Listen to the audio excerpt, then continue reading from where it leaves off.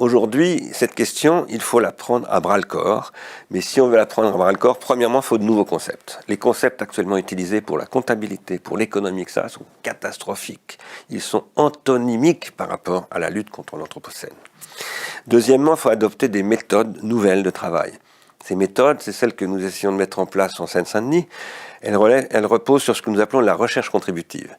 La recherche contributive, c'est un concept que j'avais avancé il y a 4 ou 5 ans, quand j'étais membre du Conseil national du numérique, et ça avait été repris par le Conseil national du numérique. Qu'est-ce que c'est que la recherche contributive? C'est une recherche qui consiste à dire il faut impliquer les gens à propos desquels on fait de la recherche. Quand on fait de la recherche avec des êtres humains, les êtres humains, ce ne sont pas des animaux, ce ne sont pas des objets, ce sont des sujets qui réfléchissent. Donc il faut réfléchir avec eux. Il ne faut pas réfléchir sur eux, sans eux. Et donc, c'est une méthode qui a été mise en place par Kurt Lewin, en sociologie américaine, il y a à peu près 70 ans, dans les années 40, qui a été reprise ensuite en Norvège, en Grande-Bretagne et en France, surtout en psychiatrie en France, voilà, par Félix Guattari, notamment, à la clinique de la Borde. Et d'autre part, il faut utiliser cette méthode de recherche contributive en utilisant les technologies contributives qui permettent de développer ce que nous appelons donc, nous, des laboratoires contributifs. C'est ce qu'on essaye de faire à Pleine Commune. Demain après-midi, par exemple, non, demain matin, j'ai un séminaire avec ce qu'on appelle la clinique contributive de Saint-Denis, enfin il n'y en a plus, de la PMI, c'est-à-dire Centre de protection maternelle et infantile Pierre Sémard, où nous travaillons depuis maintenant 6 mois, sous la direction d'une pédopsychiatre, à son initiative d'ailleurs, avec des puéricultrices, des infirmières, des médecins généralistes, psychologues, diététiciennes, sur la destruction de l'éducation des bébés par les smartphones. Et nous y travaillons, comment? Eh bien, nous faisons des séminaires, ces gens-là participent, nous travaillons sur Donald Winnicott, Gregory Bateson, toutes sortes de références scientifiques, et ces dames qui sont des dames très occupées, beaucoup, je dis ces dames parce qu'il n'y a que des femmes dans cette PMI, eh bien, depuis quelque temps, elles nous disent, mais c'est génial, on ne nous prend pas pour des connes, on nous fait lire des textes passionnants, ça nous parle, on élève des bébés, on lit des textes sur la psychiatrie de l'enfance, de la mère, etc., etc. Elles sont enchantées. Et elles ont repris le moral, parce que je peux vous dire que le moral, il est très très bas aujourd'hui. Il est très très bas, y compris parce qu'on commence à leur dire, mais maintenant, vous allez prendre des tablettes, vous allez faire des QCM, et vous n'allez plus faire du diagnostic, vous allez simplement appliquer tout ça, ça va être traité automatiquement par les ordinateurs. Ils disent, mais c'est de la folie de faire ça. Il ne faut pas faire ça.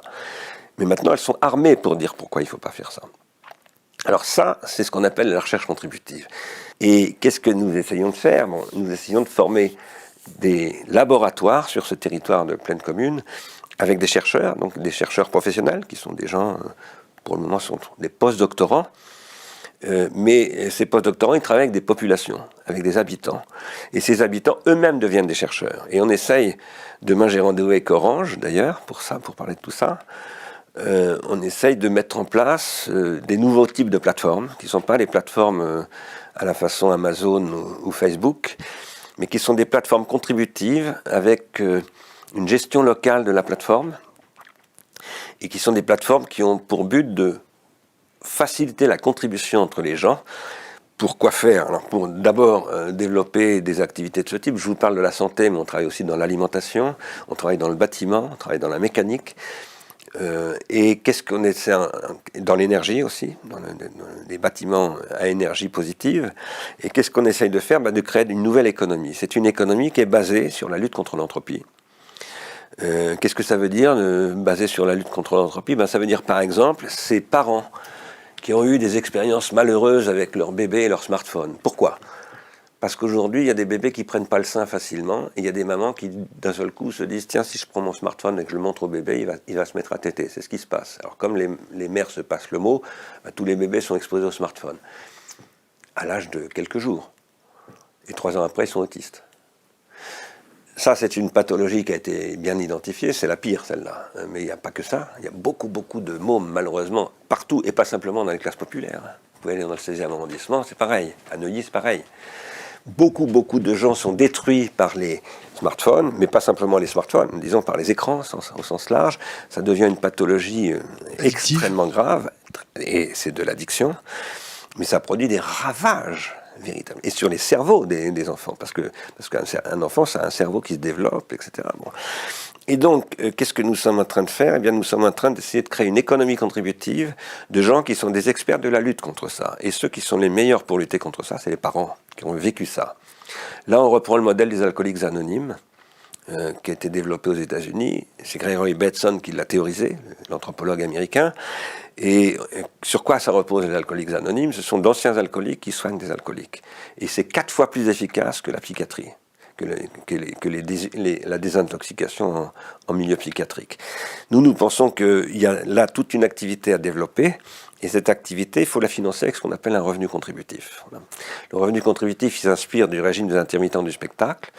Il donne de l'argent aux gens pour qu'ils développent leur savoir, et il conditionne cette allocation de ressources au fait que ce savoir, ces gens vont le valoriser régulièrement, comme les intermittents doivent avoir de temps en temps un cacheton pour pouvoir faire leurs heures, comme on dit, leurs 507 heures tous les 10 mois. Alors, on ne va pas reprendre le modèle des intermittents tel quel, on est en train de discuter tout ça, de le négocier, mais c'est ça qu'on est en train de mettre en place dans toutes sortes de secteurs. Alors ça, nous pensons que cela permet de créer une nouvelle rationalité économique et à un moment donné, eh bien de permettre à des gens qui sont des investisseurs de se remettre à investir et non pas à spéculer.